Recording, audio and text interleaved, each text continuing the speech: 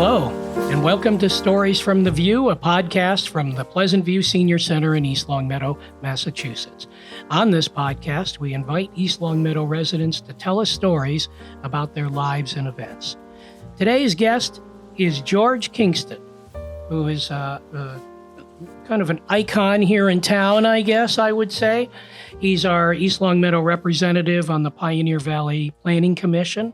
He's also on the planning board here in town, and he's on the Historical Commission. So should be a good show, and here is your host, Mary Genowan Kaplan. Thank you, Eric. Well, I would just like to share that I moved to town about 14 years ago, and at that time had an opportunity to be in a group that George was part of, and there were a lot of people in the group, and I have a little bit of trouble with names when it hits more than 4. And every month when our group met, George would talk about his work in the town and what was going on. And I remember saying to my husband, I can't wait to hear what the smartest man in East Longmeadow is going to know. Now, in truth, I haven't met everyone in East Longmeadow, but I am so delighted that George Kingston is here with us today. So welcome, George, and we are so glad you're willing to share your stories from the View. Well, thank you, Mary. Appreciate that. Excuse me. My name is George Kingston. My wife, Jean Delaney, and I moved here in 1979, right after I got out of the Air Force, and we both worked at Monsanto. She was the first female production supervisor at the plant, and I was a research engineer. So we were looking for a small house in a nice, quiet town with a reasonable commute to the plant, because she was on call 24 hours a day. So we found what we were looking for in East Longmeadow, and we expected to be here for 3 or 4 years until the company moved us. And 44 years later, we're still here. So much for expectations. But in any case, we really enjoyed the town, enjoyed living here, made some friends. And after we had been here for a while, one of the things that really impressed me about East Longmeadow was town meeting.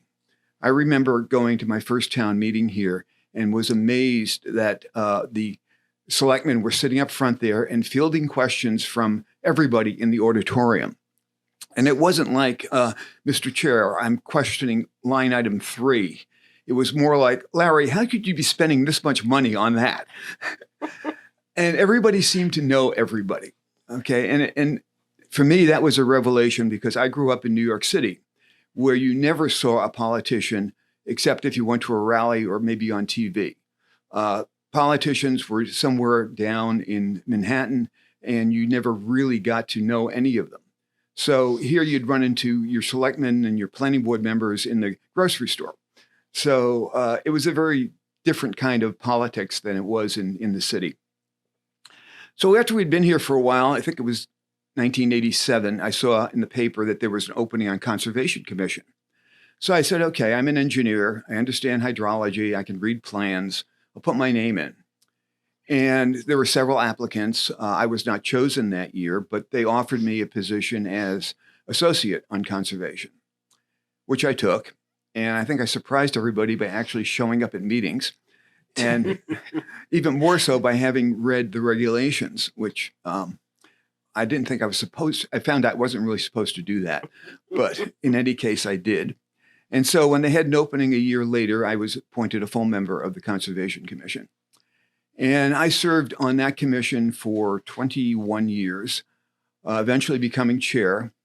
I had the great privilege to be on there with Mary Swords. She was chair for much of that time, and she really helped me learn how government worked in the town. And she was a great, bless her soul, she's gone now, but she was really a great woman and a great person on the commission. So fast forwarding ahead in 2008, okay, Marilyn Richards retired from planning board. And we had worked very closely together with planning board from conservation, because we worked on the same projects. And I knew that Marilyn was a proponent of planning board actually doing planning rather than just rubber stamping plans. And so I decided I would run for the seat that she was vacating. And surprisingly, I actually won That was an actual election. election. Your name was on the ballot Yes. and the residents had to vote for you. Yes, yes. My first experience with being on a ballot like that. So anyway, I got on a planning board that way, and now it's been 15 years, and I'm getting ready to retire from planning board next June. So if anybody out there is interested in being a planner, put your name in. See Mary down at Town Hall and put your name in, because we really need some good people there. So anyway, that's kind of my experience with town government. Although, what else can I throw in there? I've worked on 2 master plans, open space and recreation plan. I got elected to charter commission and helped write the new charter for the town, and then got appointed to the bylaw commission to reconcile the old bylaws with the new charter, which was a year-long job that Larry Levine chaired, and was really an experience in going through line by line of the bylaws to get them in line with the new charter. I guess as an engineer, we can say you're a detail person. You could, yes, yes, Yes. and you need to do that. You need to do that. Anyway, soon after I got on planning, I got myself appointed as the commissioner to Pioneer Valley Planning Commission from the town, because nobody else wanted to go to the meetings. It turned out that the chair of PVPC was my old boss, Dick Butler, who I had worked for at Monsanto. And he almost immediately got me appointed to the executive committee of PVPC, which I've been on now for 15 years. And 2 years ago, several years ago, I was treasurer of it. And then last year, I got appointed as vice chair of that commission.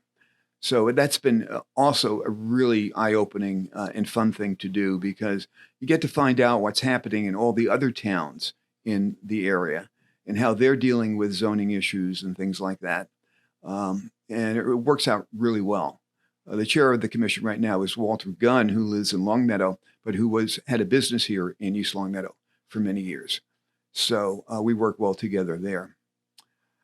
So that's kind of my government experience. I've done a bunch of other stuff. I one time was toying with being a professional genealogist after I retired, and I was teaching genealogy at Minnechaug in the adult education part of it for a couple of years. And as part of that, I did some work for a woman whose one of her ancestors was the U.S. consul in Siam at Bangkok during the time of Anna and the King of Siam. So I did some research for her on that, and after a while, it actually turned into a book. And You say that like it was so magic. It just turned into a book. it did. Actually, what happened was I was corresponding with a woman in southeastern Massachusetts who ran a historical society and their museum where this gentleman came from. And after a while of writing back and forth for a bit, she was the one who said, it sounds like you're writing a book. And Have you ever written a book before? No, I'd done a lot of writing before, but never a book. And this was the first one, got published. James Madison Hood, Lincoln's consul at the court of Siam. And I actually found a publisher and got it published, which was great. And then I followed that up with another book on a guy from Springfield, Fred T. Lay, who was a builder in Springfield. He built Layfred Terrace and a whole lot of other buildings in Springfield, and eventually ended up building the Chrysler Building in New York City. And so I got that book published as well. And I've written a third one, which I'm looking for a publisher now, on the natural history of the Longmeadows, meaning Longmeadow and East Longmeadow, and the nature of the area, the natural history of it, the geology and everything else. So, because this has not yet been released to the public, can you just give us a little snippet of what you've learned in compiling this information? Oh, yeah. It's interesting. Well, obviously, sandstone is very important to the town. And on a historical commission, I'm learning more and more of really how important it was. But basically, the reason there were two towns was everything from the west end of Maple Street all the way up almost to Longmeadow Street was basically a pine barren. It was sandy. It was not good for agriculture, and nobody lived there. And so that was how the two towns developed independently. There's very little interaction between the two of them. And so geology really drove politics in that sense, which is interesting. Mm-hmm. And of course, we have all the rivers that we have, and small rivers, and it's amazing how much animal life is in town. There's notices on Mass Live about there being bobcat in Springfield. Well, there are bobcats and fishers and bears and all kinds of things in East Longmeadow. I've even had a credible report of a moose a few years ago in East Longmeadow. Mm-hmm. So, the animals are out there. You just don't see them most of the time because they're out in the woods, which are mostly hemmed off by houses these days. Okay. The wetlands houses are along the roads, and the big open areas between them. For instance, between Kibbe Road and Parker Street is a big open area. It's all wetlands, and it's all full of animals. So it's an interesting thing if you stop and look around at what you can see. I didn't know that. That's fascinating. Yes.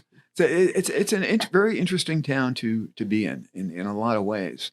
A lot of people don't even realize that the major river in town, Pecoozic Brook, is actually the river that fills the lakes in Forest Park.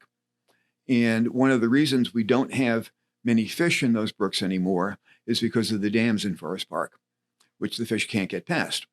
So someday, hopefully, somebody will do something about that, and we'll have fishing again in East Longmeadow. And for those who aren't familiar, where is the Pecoozic Brook? Oh, it starts out behind the Episcopal Church, goes across Parker Street, along Maple Shade,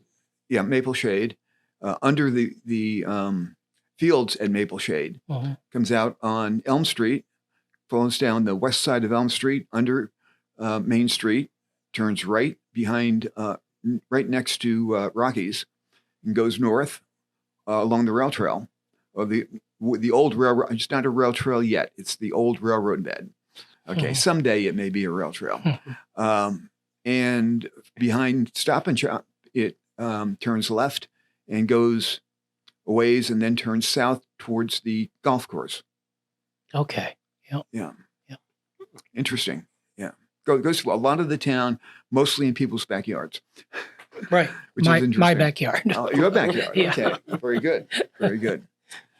So, as you can see, I am interested in nature. And one of the fun things that my wife and I do is we look at birds. And not just locally, we're obviously members of the Allen Bird Club, which I've been the president of at one time. But I've also been the coordinator of the Christmas count in the Springfield area for about 15 years. And that's been interesting. But we've also traveled the world looking for birds. Some people, I actually know what the Christmas count is, but perhaps you could just explain it because it is darn cool. Oh, yeah. Well, back in the 19th century, it was a tradition to go out on the day after Christmas and shoot birds. Okay. Oh, okay. But the Audubon people got together and said, that's kind of silly. Why don't we go out and count birds? And so since 1901, every year, all over the U.S. and now all over the world, people go out for one day, sometime between mid-December and mid-January, and count birds in a specific area.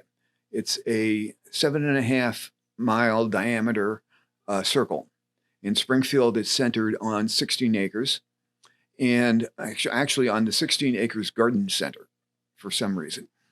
And we go out, a whole bunch of people, maybe 20 to 30 people go out in that area and count birds. And the interesting thing is from year to year, you can see how populations change. So it's a real citizen science thing, as well as just a fun thing to do. Mm-hmm. So, and I'm going to continue doing that, although I'm going to hand off the organizing of it to somebody else, because trying to get people organized so that they don't overlap their territories and everything is covered. It's kind of like chasing cats, but it works, you know. So we've traveled the world actually looking at birds. We've been to all 7 continents, including Antarctica, and I've got something over 2,000 species that I've seen, which is fascinating, and it's just a fun thing to do. We've kind of cut back on that in the last couple of years due to COVID and some health issues, but we're going to get back to it soon. So that's a fun thing. What else can I tell you? I'm in the garden club. I've been president of that for a couple of years, not now, but a few years ago. And the garden club is still going strong. It's struggling a little bit with membership, like most clubs are, but it still does its work of beautifying the center of town. They plant all the tubs in the middle in the summer and make the swags that hang from the light poles in Christmas time. And I'm also a master gardener. When I retired in '99, my wife decided she didn't want me hanging around the house all the time. So she saw something in the newspaper about the master gardeners were interviewing people who wanted to join their organization. Now, master gardeners are they exist throughout the U.S., but in this area, the Western Mass Master Gardener Association is an independent group that is educational. Its purpose in life is to go out and educate home gardeners. They were originally formed in order to take the burden of advising home gardeners away from the agricultural folks at UMass or at the universities, the Extension Service, because they were focusing on advising commercial growers.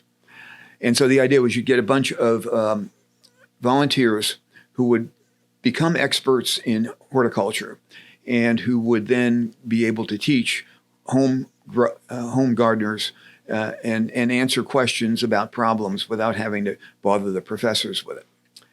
So what happened in Western Mass was, and actually in Massachusetts generally, the program was defunded. It was part of the extension, and then they defunded it back in the 1970s, I believe. No, 1990s. And the group decided that they didn't want to disband, and so they became a separate nonprofit and continued the work on their own in working with Extension, but not getting funded by them. And it's a process where you have to get interviewed because there are always more applicants than openings. And then there's a 12-week course that you have to go to, one day a week, and you have to pay for it. And they cover just about everything that you would want to know about gardening. And at the end of it, you take an exam, and then you have to volunteer a certain number of hours, and then you become a master gardener. And I did that, and I still am a master gardener working with them. I give talks on gardening in various places and things like that. So that's also a fun thing that I do. It's so impressive that the Master Gardener training has a tremendous reputation. There's actually a waiting list or a line of folks that value it and want to be part of it. Because as you said, a lot of groups these days are not getting the participation they had in the past. But this is a group that has kind of earned its wings and its bona fides, and people want to join it and to get the knowledge to help the community, but also for themselves. Absolutely. And one of the reasons you have to be interviewed for it is you need to make sure that people understand that it's a volunteer group, that you have to put in so many hours a year of effort to maintain your status as a master gardener. It's a commitment. It's a real commitment. And we don't want people who are joining it just because they want the knowledge. It's not that. You have to. Right. Not everybody stays in, but we have a good core group. Probably, I would guess we've probably got almost 50 members now. And they cover all of Western Mass, So we have people in many different towns around the area, and we have a hotline that people can call. We have an email hotline now, which is much more popular than just calling in, and a website and all that kind of stuff. So it's fun, you know. And a great resource for our town. It's so wonderful that you decorate the Rotary and bring That's the Garden flowers Club, to us. yeah, And yeah. oh, I'm sorry, That's I the backed up into Club. Garden Club.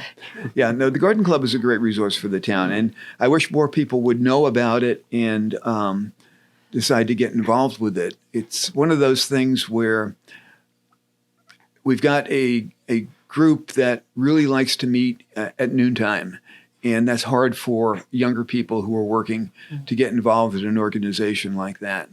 But we have a lot, as people retire, we have a lot of people that migrate towards it, and we just have to get more publicity so that people know it's there and that they're welcome to come and join, or just come to the meetings and enjoy what we do.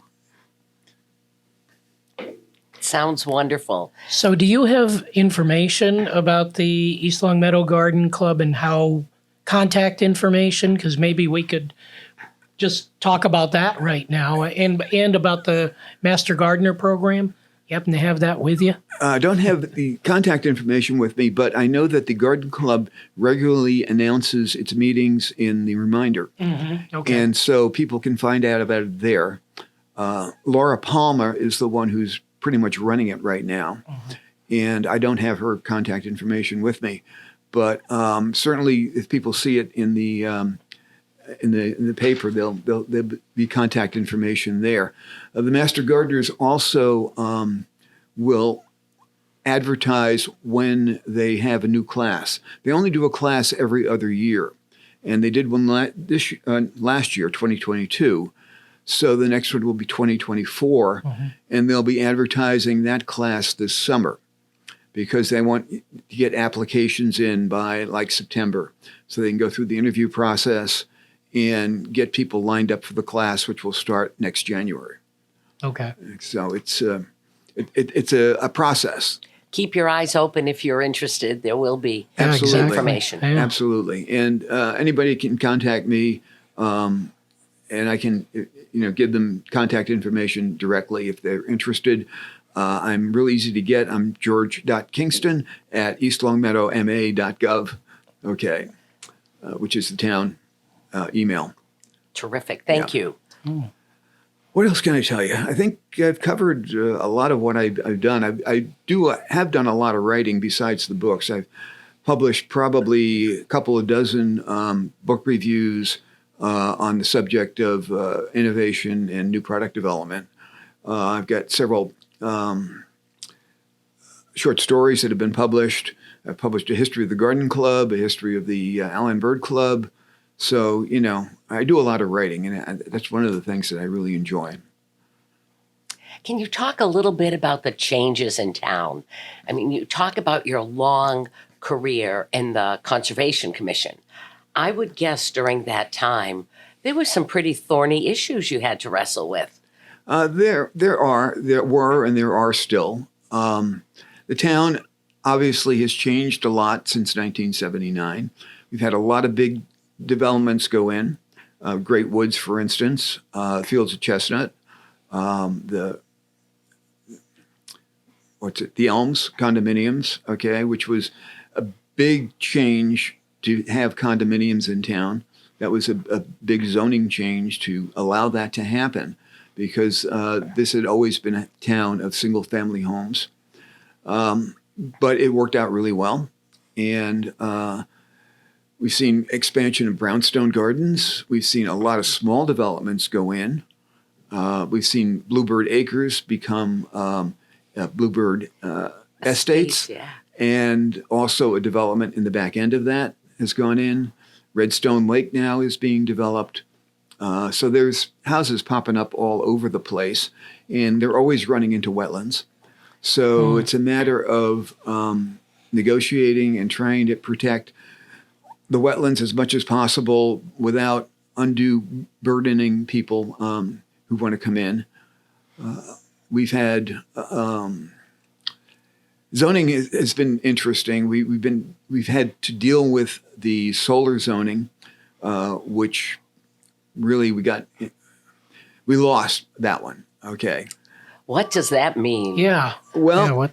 we tried to zone for to have solar fields only in industrial garden park areas, because we felt that was appropriate. It's an industrial scale power generation, and that's where it should be.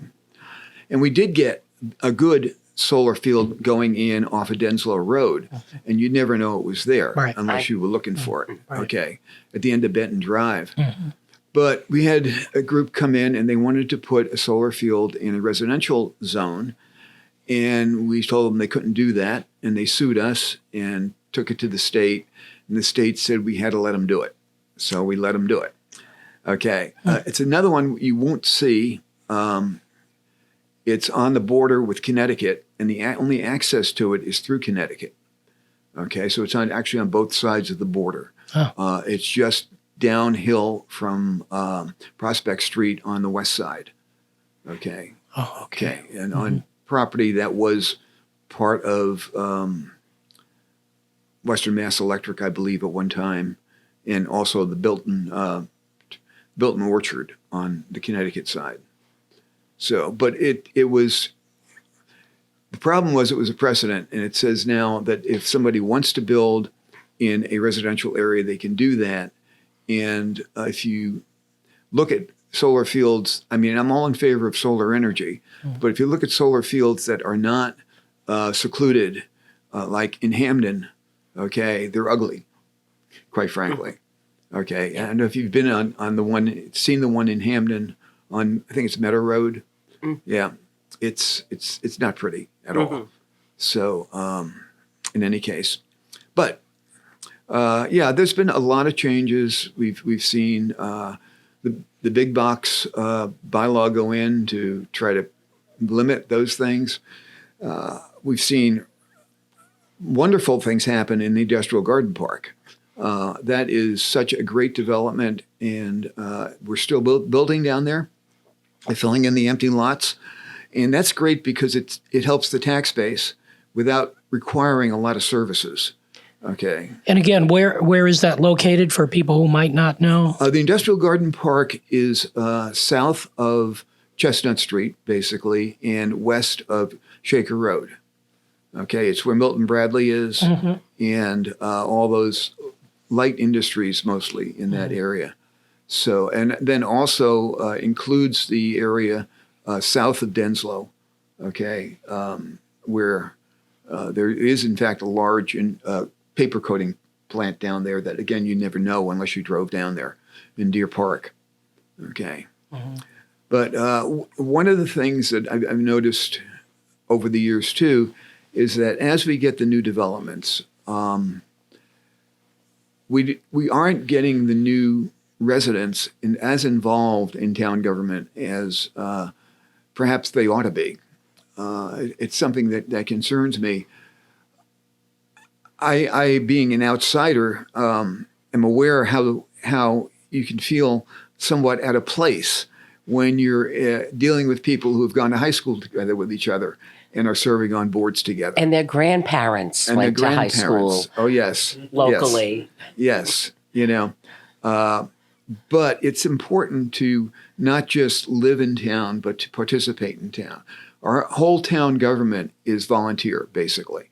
Some of us, like on planning board, we get a small stipend, but it's really nothing. Most of the boards and commissions get no pay at all. And there are many, many of them out there. We just established a commission on disabilities, which my wife is going to be on. But we need some volunteers there, particularly people who have disabilities or live with people with disabilities who are concerned with the issues like accessibility, sidewalks, things like that, that can actually make a change in town. I so agree with you, George. I have an opportunity. I'm on the Cultural Council. We don't get paid.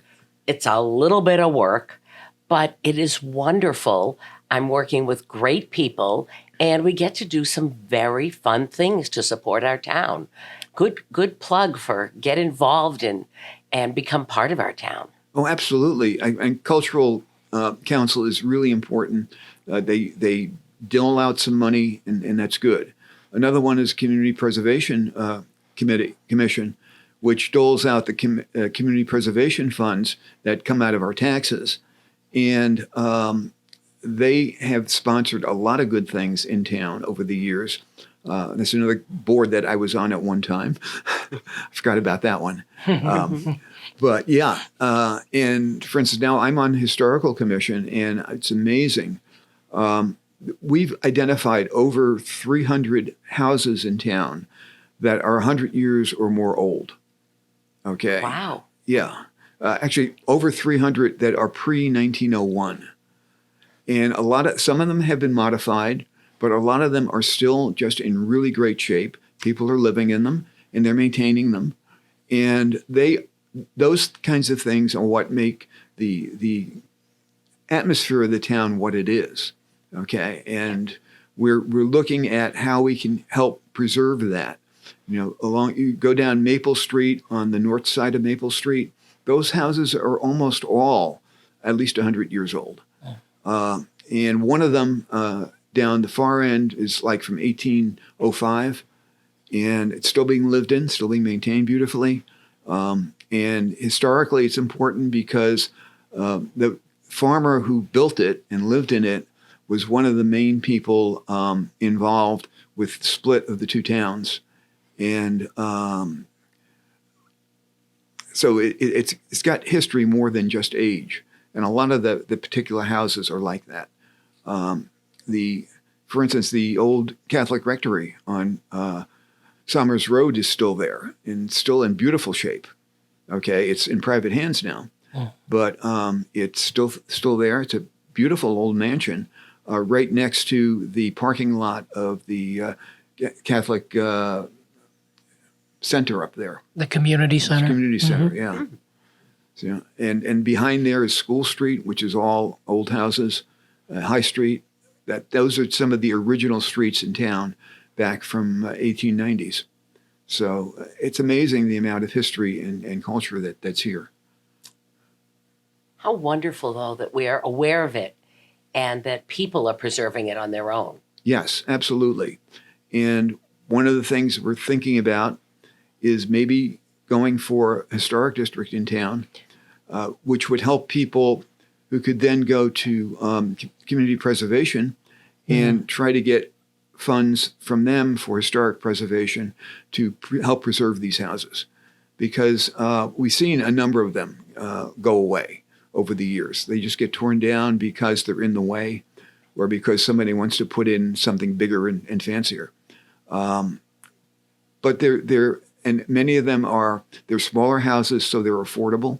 Okay, unlike some of the new ones that are going in, which are astronomical in price. So, it's important to preserve them. It's not just for history; it's also for affordable housing, which is good. Mm-hmm. Absolutely. Yeah. So, what else can I tell you? I think I'll just ask one more question because there are topics that circulate and things you hear about, and they go away and they come back. Tell me about Heritage Park. That has a rich history of plans. I'm not sure it has a rich history of implementation, but there's been a lot of talk about things to happen in Heritage Park. Absolutely. Two places. Heritage Park, there is a plan for that. It's a very expensive plan. But the idea is probably about half of the park is totally undeveloped. It's trees going uphill. Recently, the school department, which owned part of the land next to Heritage Park, deeded that land to the town so that it's all parkland now, okay, which is a great thing. The idea is to utilize more of the land in the park for passive or active recreation. Maybe put another soccer field in, but also put in a trail where people can, with exercise stations and things like that. And to improve the pond by putting some kind of liner around the edge so that it's not just mud, okay, which it is now. And then some other things that they might or might not want to do there, like put in a venue, a permanent venue for concerts and things like that. Right now, the Lions Club, is it? No, the Rotary. Mm-hmm. Rotary Yes. sponsors they have a trailer that they use, and the idea would be to maybe put something permanent in there.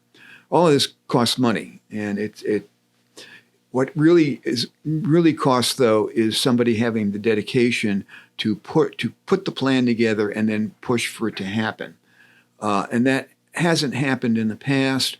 We now have a recreation commission under Tom Kay that's being much more active and looking at not just recreation for kids, but recreation for all ages. And that is where Heritage Park comes in. The other one is the Brown Farm, which we acquired quite a few years ago. I was part of the process of acquiring that. And it's a beautiful piece of property. It's got useful land up front.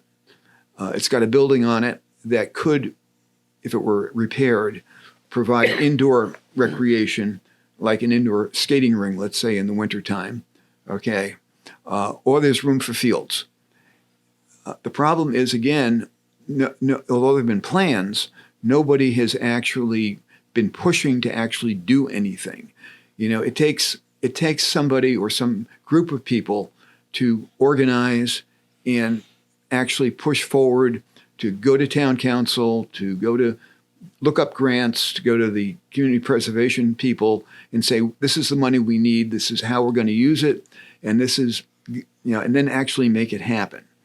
That's not easy. Mm-hmm. And particularly when you have many different people with many different ideas about what ought to happen, and trying to reconcile all that and come to a conclusion that's positive. But I think both of those venues over time will be developed to provide for better recreation, more varied recreation in the town. One of the things that we've seen with the rail trail, and the rail trail was something that I was also involved with when it first went in way back when, everybody was saying, well, why are you doing this? Nobody's going to use it. It's going to be a waste of money. It's a boondoggle. Well, we got the money through Richie Neal. We put it in, and now it is used every day, all day long, lots of people. And what you find is that in a place like the Rail Trail or Heritage Park or the Brown Farm, the more people you have there, the safer it is. Okay. One of the concerns was if you put the rail trail in, you can have people getting mugged and everything else. Well, if there are enough people on there, you don't have that happen. And the same thing with Heritage Park. If you have lots of people there, and now we've got the dog park there, which increases the number of people there, it becomes safer because you're not isolated and off by yourself. So that's something that going forward we need to look at, recognizing that we have limited resources.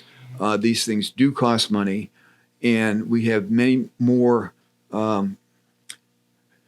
claims to the money that we do have. I mean, we're looking at a new high school. Everybody knows that. That's not going to be cheap, and that's going to impact tax rate.